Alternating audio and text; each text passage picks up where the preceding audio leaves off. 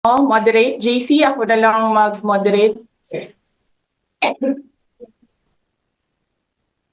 You can hear me, no? Yes, ma'am. Okay. Yes, Jason, you're raising your hand. Yes, ma'am.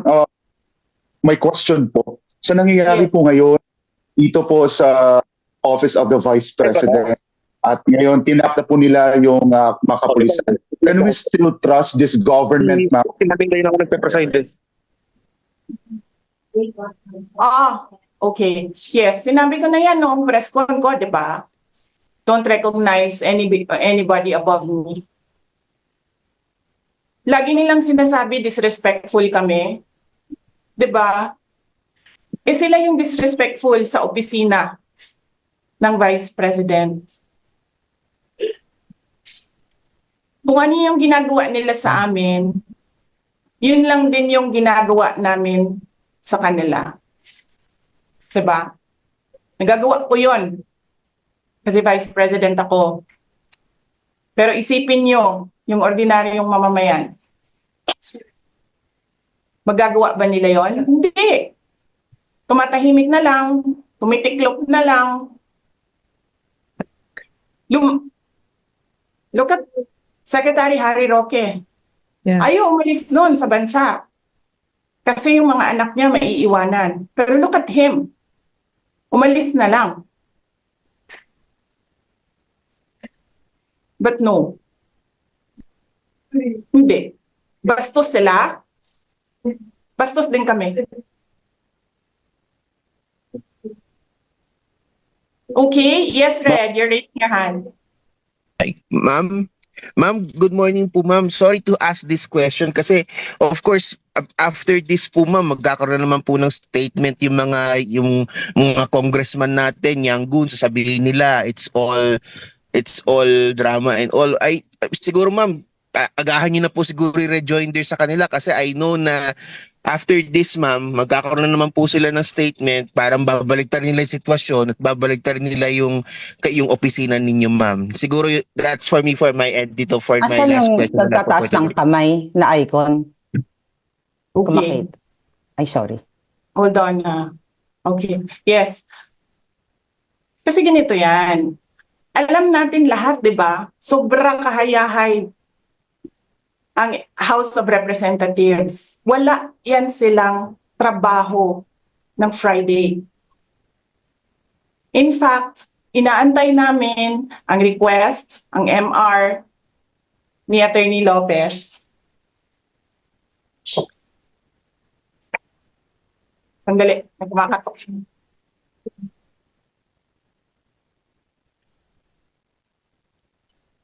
Ay, sorry. Sorry, dalawa kasi kaming lawyers working here. Ako yung nasa loob na lawyer, nasa loob ng room, and then there's another lawyer outside of the room. So dalawa kami na nagtatrabaho. So yes. So alam namin na walang trabaho ang House of Representatives pag Friday. And then suddenly, kanina, yun na nga, sinabi niya kung anong nangyari dito na side. Tinawagan niya ako, sabi niya, you need to come because I need a lawyer. So pagdating ko dito, I told them I'm the lawyer. Pumasok ako. And then I read the order. And then while I was reading the first order, another order came in. And then, nakita ko doon sa order nila na parang by unanimous vote, parang ganyan. And then sa akin naman, parang, paano kayo nag-meeting? Wala nga kayong trabaho pag Friday. Sobra kahayahay ninyo ng mga tao.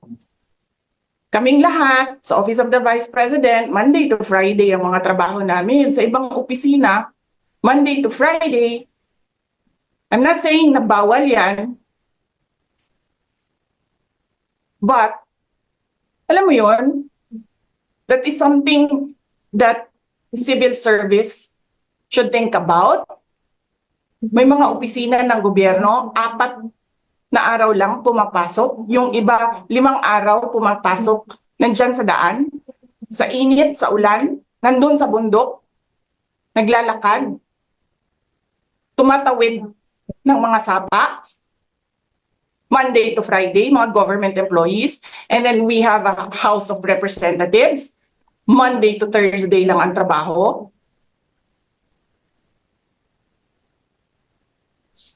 The civil service should rethink that. Ganyan. So anyway, wala sila. Wala silang trabaho. So hinahanap ko, where is this special doon sa order? Where is this special committee meeting that happened? Because they need the permission of the majority leader and the speaker. Kasi nga, walang trabaho eh. So kailangan nila ng permission. Wala nakalagay doon. So how is that a legal order? Tapos nakalagay pa sa second order nila, I violated security regulations when I visited. Before ako pumupunta dito, pinapaklear ko yung oras ko. 11 to 1, 4 to 5. Anong security violations ang dinayolate ko dito sa loob? They allow other visitors to come in here. Pero ako, sinabihan ako kanina, hindi ka pwede bumisita dyan sa loob. Doon kayo sa visitor center. Ililipat namin. And then I said no. Sabi ko, sinabi ni Secretary Chua, through that lawyer, I think Attorney Agnes, I don't know if I remember the name correctly right now, na yes, she can visit subject to the guidelines of the detention center. And so anong ginawa ko mali? Basta na lang ba ganon? Sasabihin nyo, I violated security regulations? Ano yun? Wala naman akong 2 baril. Nung sinabi sa akin na hindi ako po pwede pumasok, nag-antay ako. Alam mo, binibigyan ko pa ng pasensya yan si Taas ba yan? Kanina eh. Ngayon hindi na. Nagsinungaling pa siya. Na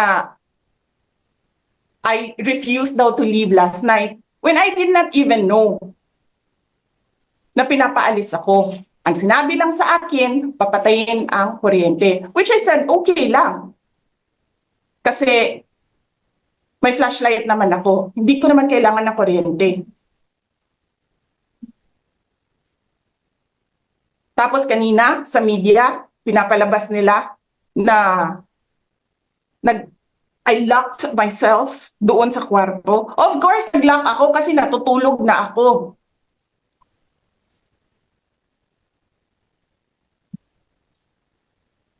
Tapos, what? Bawal ako magstay sa opisina ni Congressman Pulong Duterte. Bakit? Is not that government property? I was allowed by the lawful occupant and possessor of that office to stay there, to assist a detainee who is inconsolable right now, na hindi mo na alam kung yung sakit niya sa likod is a heart attack o ano, kasi hindi nila pinapapasok yung doktor.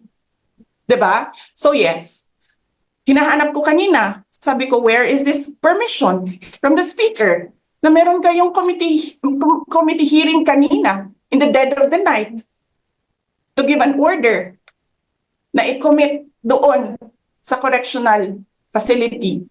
And where is the rule that says kapag may violation sa detention facility ay ililipat sa correctional facility? Ano yun? You make rules as you go along? Ano yun? Di ba dapat sa demokrasya, there's a rule of law? And then they make rules as they go along? Kung ano lang, whatever pleases the speaker, get her out of the House of Representatives kasi hindi siya dapat nandiyan. Bakit? Pag mamay-ari niyo ba itong compound na ito? And then sasabihin pa nila sa akin na there is a threat to my life inside the batasang pambansa? Why is there a threat to my life? This is the most secured facility because nandito lahat ng mga spoiled brat sa ating bansa.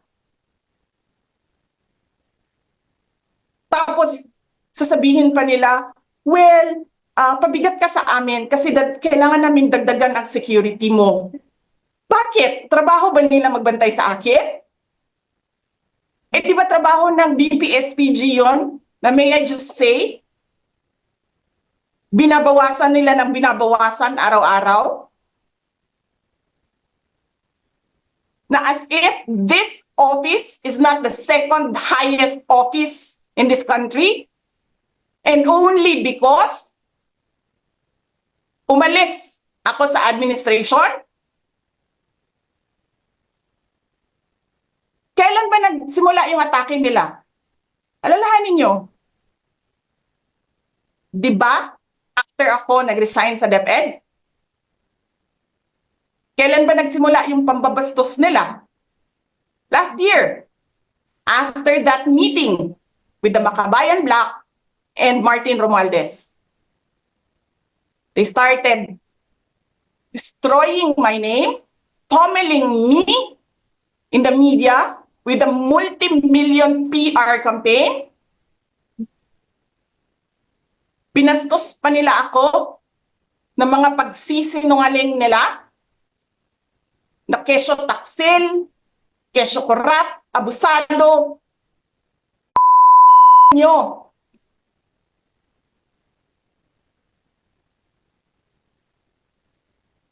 Sino ang korap? Yung mga congressman na yan na nag-hearing, anong sinasabi nila? Pagkatapos, pag na-off na ang mic, pag wala ng media, pasensya na kayo ha. Kailangan kasi namin ng pera. Mag-eleksyon na kasi. Pakisabi kay Sara ha. Hindi ko naman gusto tong ginagawa ko eh.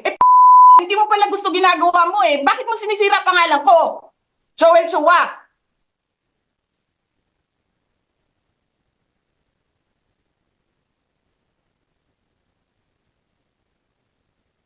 Ganyan.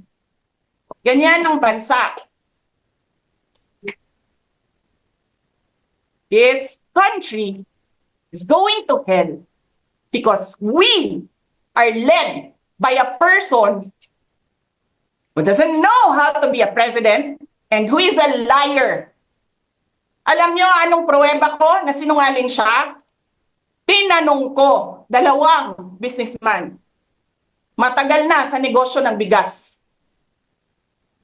Because I was concerned. This is a campaign promise. 20 pesos na kilo ng bigas. And so, I really sat down and talked to a businessman. Sabi ko, sabihin mo sa akin kung magagawa ba yung 20 pesos. Sabi niya, hindi. Napaka-imposibleng gawin yan. Because more than 20 pesos ang cost. Paano ka magbenta ng palugi? So tinanong ko, nagsinungaling ba siya nung sinabi niya? And then he said outright, yes. It's either he did not know what he was talking about, that's so incompetent, or he was lying through his teeth to get the votes of people.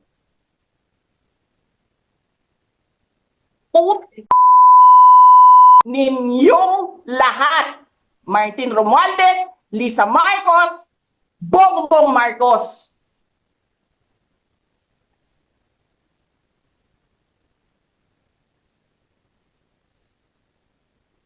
Ginigit-git nyo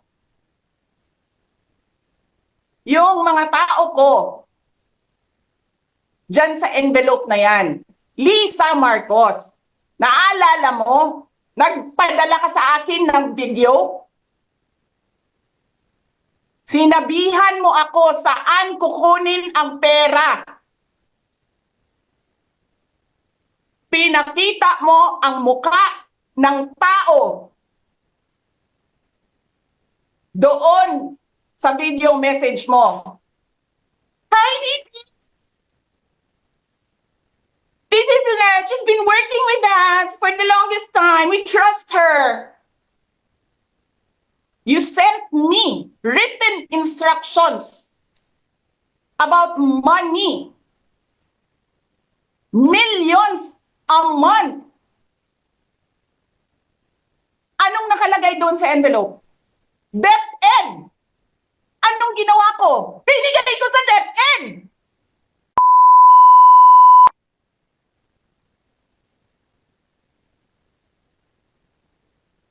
Wala ka ngang posisyon sa gobyerno, namimigay ka ng pera ng gobyerno eh.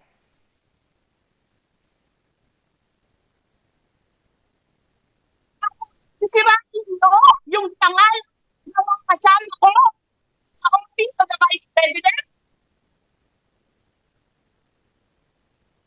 Sasabihin nyo sa mga tao, nakaw yan, confidential funds yan. Niwala nga kayong isang proof na confidential funds yan. Naniwala lang kayo sa isang babae na ang pangalan ay Gloria Mercado na nagsabi confidential funds yan, na hindi nyo nga nilabas na wala pang confidential funds, meron ng white envelope.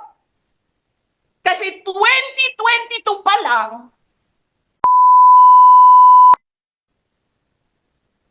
may utos na ng pera sa DepEd.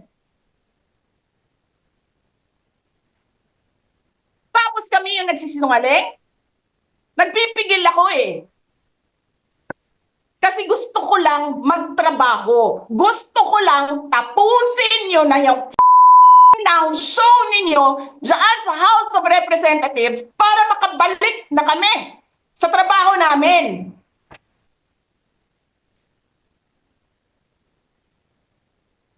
Tapos ganyan ang gagawin ninyo sa amin dahil hindi kami sumusunod sa inyo? Dahil ayaw na namin tumulong sa inyo?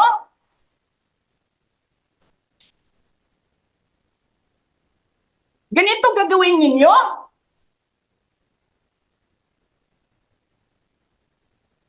Presidente ka, may speaker ka na involved sa bribery ng Supreme Court justices. May video, may kaso, may witnesses. Hindi mo tinanggal yung speaker mo. Pinabayaan mo siya abusuhin ang pera ng bayan.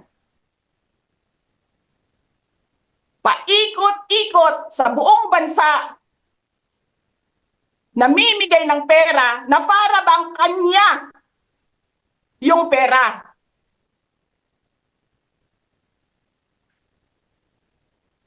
Eh di ba nga, lagi niyo sinasabi separation of powers? Anong trabaho ng legislative branch? Gumawa ng batas.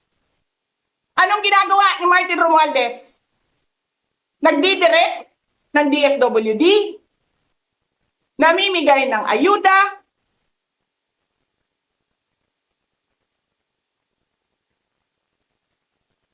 nagsasabi kung anong bibigay, anong ibibigay, anong gagawin, sino ba ang presidente dito?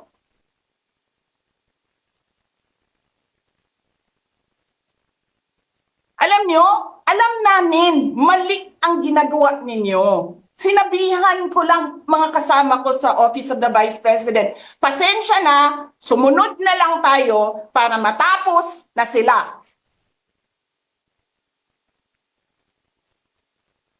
Tapos ganito ang gagawin ninyo?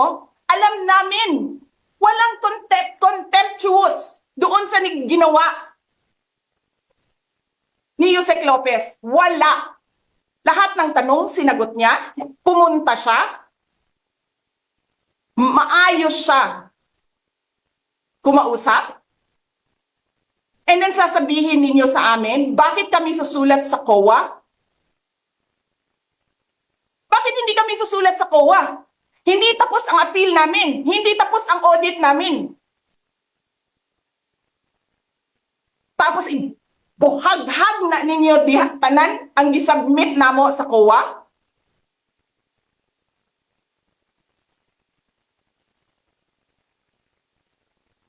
Tama ba yun? I have a video of Chairman Gamaliel Cordoba. Sinasabi niya, mali ang ginawa niya. Tama ba yun? Ikaw ba ang auditor? Ikaw ang appeals. Wala pa kaming audit? Sasabihin mo na mali kami?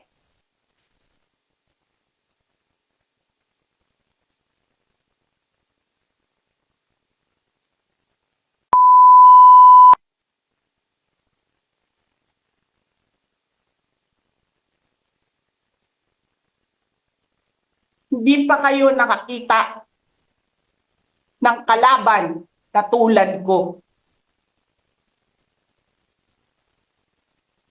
Nagpigil ako na nagpigil.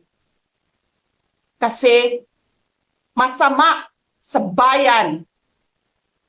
Hindi maganda ang political instability.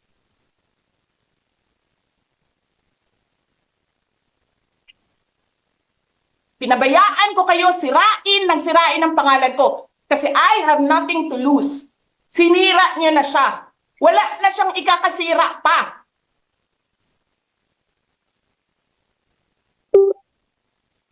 Tapos ganito ang gagawin niyo.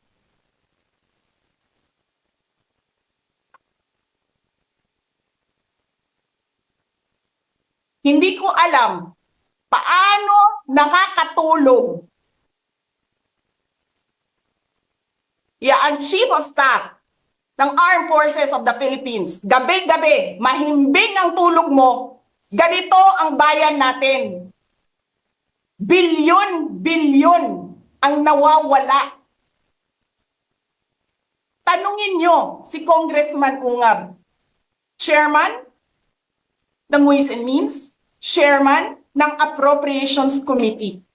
Tanungin nyo siya, paano nawawala ang pera?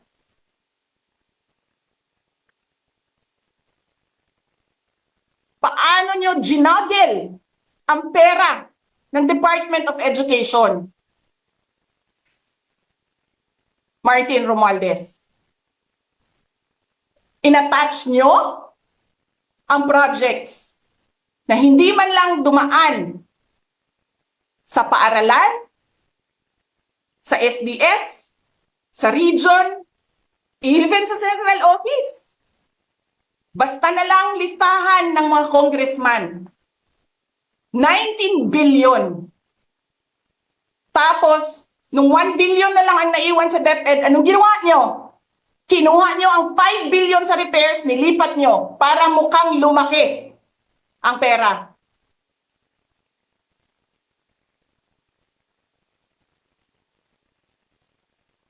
Martin,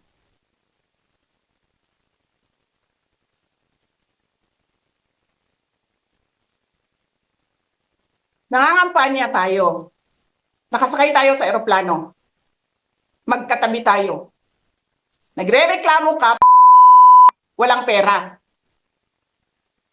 Kasi, ano sabi mo? Gium-um ni Lisa Marcos o ni BBM ang kwarta. Walang pera sa kampanya kasi hindi nagbibigay si BBM at si Lisa. Ginigipit nila. Kinukuha nila lahat ang pera. Reklamo ka ng reklamo sa akin. Ano sinabi ko sa'yo? Huwag ka mag-alala. Lahat ng gusto tumulong sa akin, ipapadala ko sa iyo. Kunin mo lahat. Nagreklamo ka kay Medi Poblador kasi tumatanggap ng pera. Ano sabi ko sa'yo? Kausapin mo si Medi, kunin mo lahat ng pera. Lahat ng makuha mo, na gustong tumulong sa akin, kunin mo. Gastusin mo. Ano sabi ko sa'yo? Pasensya ka na. Wala ka ng pera. Ano sabi mo sa akin? Sabi mo sa akin, okay lang. Pag nanalo kayo, babawiin ko lahat yan. Hindi ko naman alam, ang buong akala ko, babawiin mo sa negosyo mo. Legitimate businessman ka naman eh. Mina, pagsira sa kalikasan, legitimate na pagsira sa kalikasan, negosyo mo. Media, negosyo mo. Ano pa bang mga negosyo ni Martin Romualdez? Sulat niyo yan lahat. Akala ko magninegosyo ka lang. Kasi businessman ka naman. Hindi ko naman alam, binubulsa mo. Ibubulsa mo, kakamkamin mo ang legal na pera at illegal na pera. Tanggap ka sa illegal, tanggap ka sa pogo. Pinaalis niyo lahat ng kompetisyon ninyo, naiiwan ang pogo mo. Tanggap ka, pogo. May nagsasabi pa, tumatanggap ka sa smuggling, sa droga. Tapos kuha ka dito sa National Treasury. Akin ito, akin ito. Babawiin ko lahat.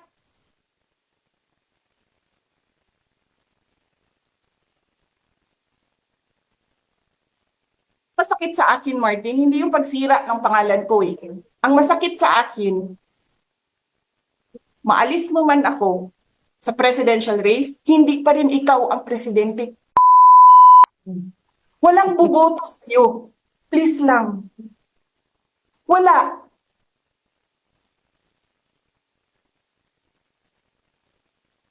Hindi ka nga dumadaan ng contest eh. Kasi wala kang kalaban sa Tacloban. Kasi binibili mo, pinapakidnap mo, hinaharas mo ang mga kalaban mo. Hindi ka dumaan ng contest.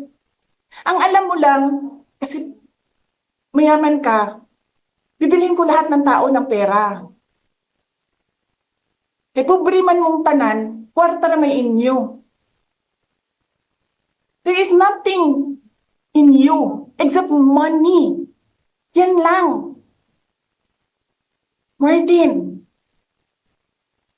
harapin mo yung katotohanan. Walang boboto sa iyo. Senador man, Vice President man, walang boboto sa iyo. Hindi ko nga alam kung mananalo ka pa ngayon sa Tacloban eh. Palamang hindi na.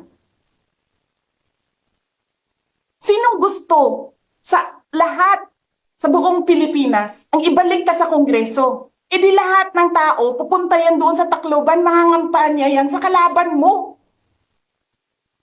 Kasi magnanakaw ka. Hindi ka dumadaan sa audit.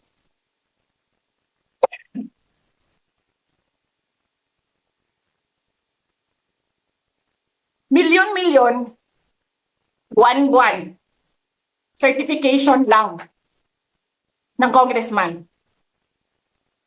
1 million, 2 million, pirma lang. Alam nyo, bakit alam ko? Kasi may MA din ako. May MA ako sa DepEd, may MA ako sa OVP. Pero sa amin, sa akin, nire-require ako ng resibo ng COA. Pero alam ko, certification lang ang kailangan. Pero nagko-comply ako. Bigay nyo lahat ng resibo. Pero ikaw, pirma mo lang, hindi mo nga ata pirma yan, pirma lang ng staff mo yan. Milyon-milyon dyan sa Committee on Accounts. Lumalabas ang pera. Pirma nyo lang. Walang nag-audit sa inyo. Sino ang nag-audit ng confidential funds ng Office of the President. Wala.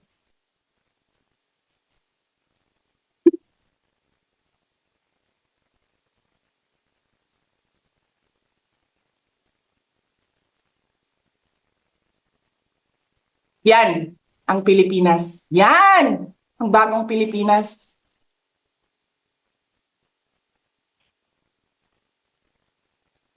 Kriminal ang speaker. Bakit ko nasabi kriminal siya? Basahin niyo yung kaso niya sa United States of America. Sinungaling, presidente. Double whammy pa. Hindi lang siya sinungaling. Hindi pa siya marunong maging presidente. Nagpresenta ka na magiging presidente ka. Tapos, hindi ka pala marunong.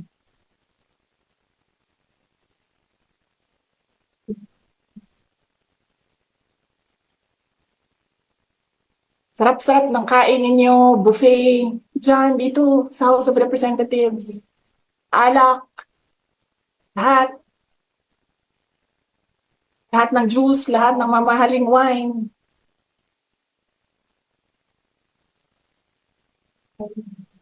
Pero yung taong bayan na prinamisan ninyo ng 20 pesos na rice, yung taong bayan na hindi ninyo pinupuntahan sa mga komunidad nila, ano sabi nila? Asin lang okay na mi, anad naman mi ana. Ganyan ang bayan natin. Okay na lang kami sa asin. Saan ka nakahanap ng bayan na ang tao, because of their hopelessness, because there is no functioning government, umukay na lang sa asin.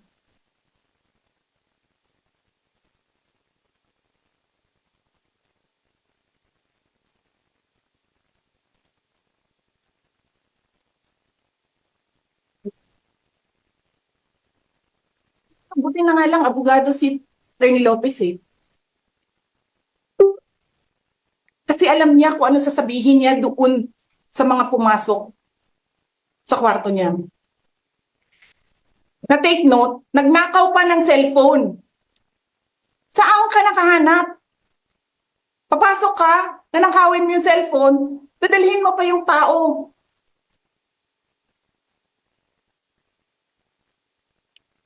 Huwag kang mag-alala, ma'am, sa security ko. Kasi may kinausap na ako na tao. Sinabi ko sa kanya, kapag pinatay ako, patayin mo si BBM, si Lisa Araneta, at si Martin Romualdez. No joke. No joke. Nagbilin na ako, ma'am.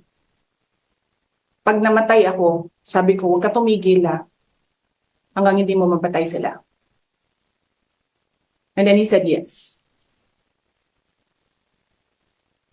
So, alam mo ma'am, yan ang lagi kong sinasabi sa Makabayan Block nung mayor pa ako. Ang laban, wala dyan sa EDSA ma'am. Wala dyan sa mga highway. Ang laban ma'am nandun sa loob ng palasyo. Yan ang problema. We appreciate yung expression ninyo ng disgust, ng pagkamuhi, ng hopelessness, kasi it reflects kung ano yung nararamdaman ng marami, milyon. Alam ko yan, ma'am, kasi kahit saan ako pumunta, ako ang sinasabihan, binoto namin yan dahil sinabi mo, iboto namin.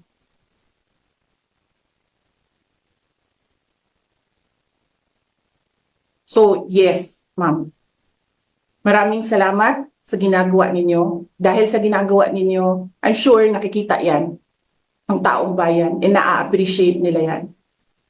Marami sa ating mga kababayan ang gusto sumali sa inyo. Pero sa sobrang hirap ng buhay ngayon, hindi nila maiwanan yung mga trabaho nila at hanap buhay nila para pumunta sa daan. Bakit sila naghihirap? Bakit? Dahil sa gobyerno. Di ba dapat yung gobyerno natin ang nagpapagaan ng buhay ng tao? Bakit ang gobyerno natin ang nagpapahirap lalo sa tao? Kasi gusto ba nila lagi na lang mahirap ang mga tao para madali mapasunod?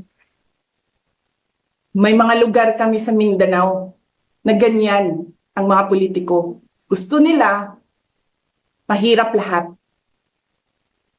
Kaya bahugan lang nila ang kwarta. Governor na sila, mayor na sila, congressman na sila. Hanapin niyo, ma'am, yung mga lugar na sobrang hirap sa Mindanao. Tingnan nyo anong gawain ng politiko. Pinapakain lang ng pera ang tao. Binabastos yung kanilang pagkatao dahil wala silang pakialam. Yan din yung mga tao na gusto sumama sa inyo, na nakikiisa sa inyo, pero hindi nila maiwanan yung hanap buhay dahil sa pamilya. Madami yan. Yes, sir. Salamat, sir. At binigyan nyo ng example ang ang taong bayan kung ano yung sinasabi ko because it's happening all over the country. Gusto nila, sila lang ang mayaman. Alam nyo ba, sa bentahan ng mga relo ngayon, sino bumibili ng mga relo? 3, 4 at one time? Mga politiko. Mga galamay ng politiko, karamihan mga congressman. Tanong nyo sa mga dealer ng relo, ng mamahaling relo dito sa Pilipinas. Tanong nyo sa mga dealer ng mamahaling kotse sa Pilipinas.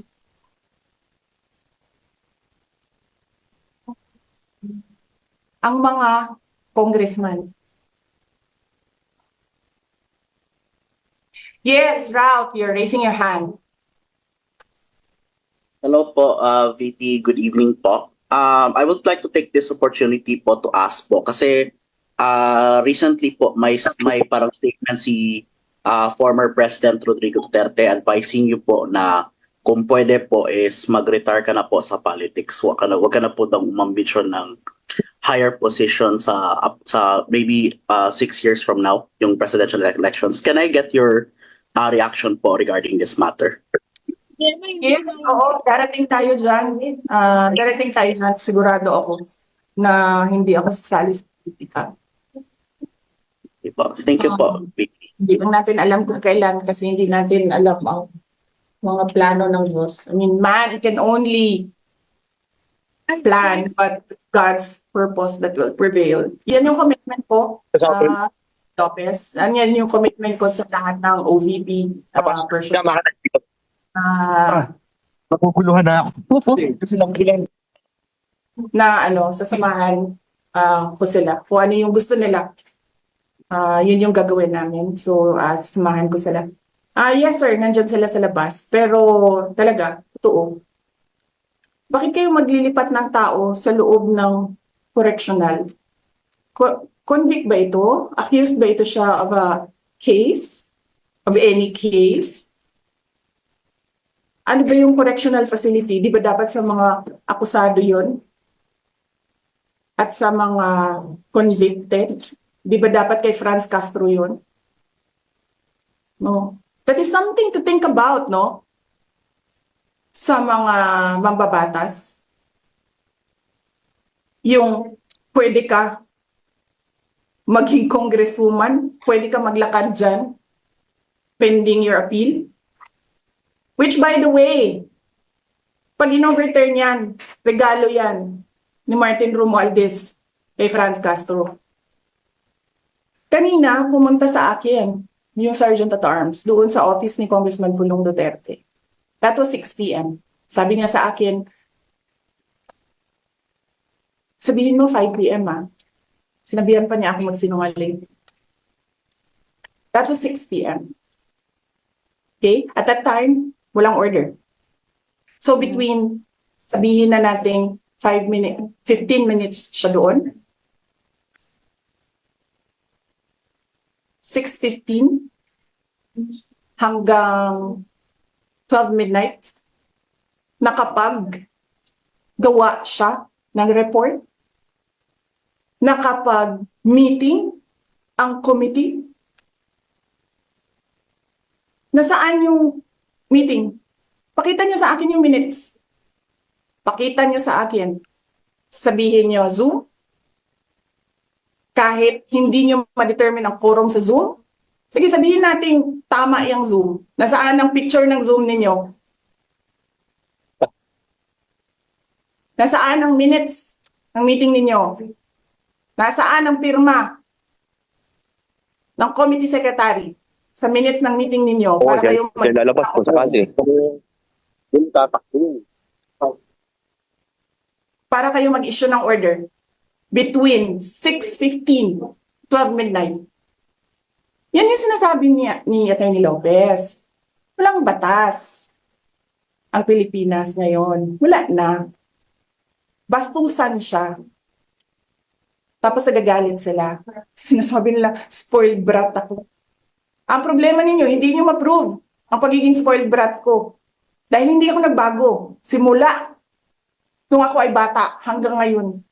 Hindi ako nagbago. Ni walang isang tao makapagsabi doon sa Davao City na spoiled brat ako. Sabihin niyo, corrupt ako? Ako ba yung may bribery case sa mga Supreme Court justices na hindi nahihiya? Wala akong corruption case. Sinasabi ninyo, nawawala ang pera dahil may notice of disallowance. Ano ba ibig sabihin ng notice of disallowance doon? Ano ba sinasabi niya? Kulang yung mga papel ninyo. Kasalanan ko ba yan? Galing sa field ang papel. Hindi naman ako ang gumagawa ng papel eh. So ibig sabihin, kasalanan ko kapag yung nag-uusap doon sa kalayo-layong barangay sa Samar, gumagawa sila ng papel na mali, sinasabi ng COA, tapos ako yung nagnakaw ng pera? Yung ina ninyo? Alam mo, ma'am, nagmumura talaga ako na tao. Kaso hindi lang ako nagmumura talaga in public. Dahil ang mga bata nakikinig sa akin.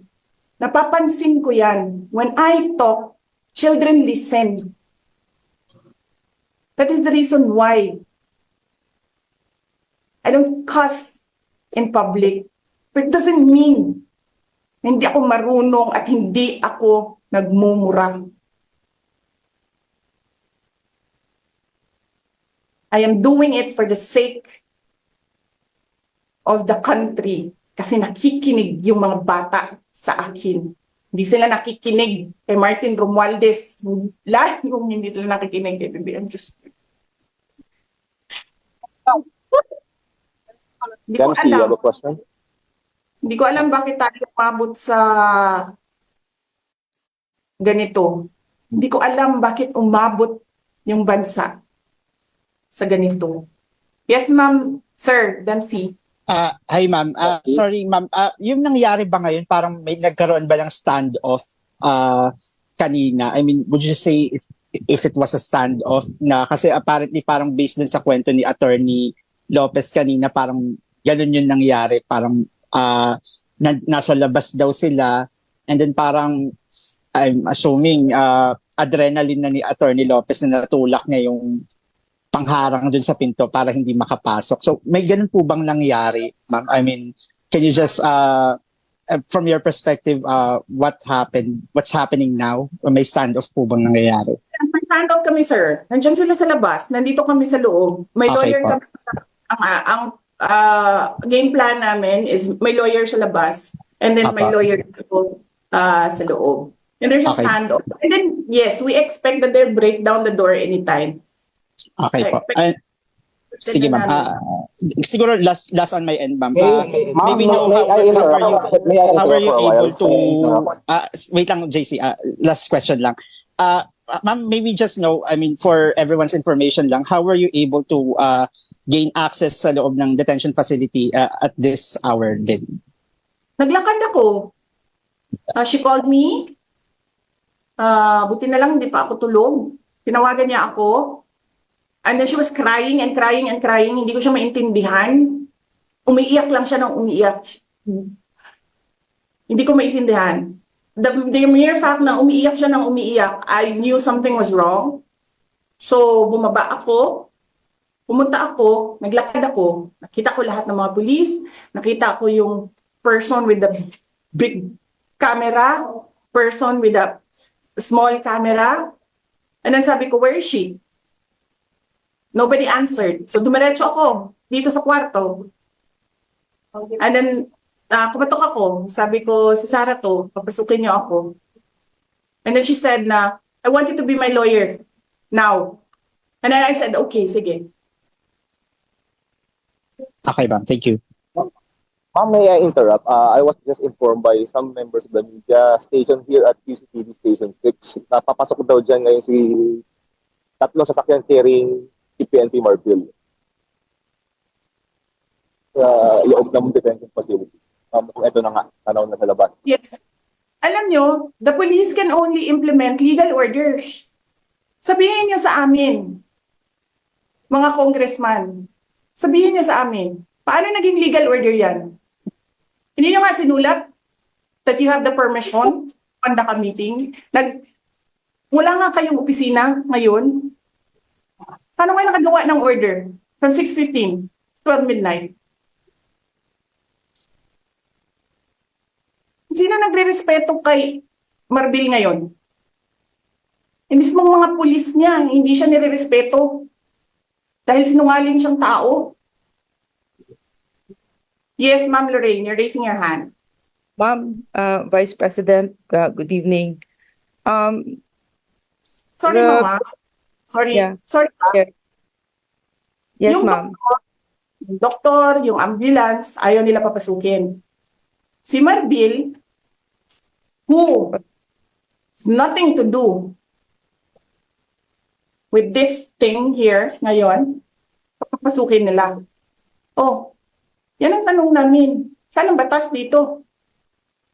Batas ni Martin Romualdez lang lagi? Okay. So,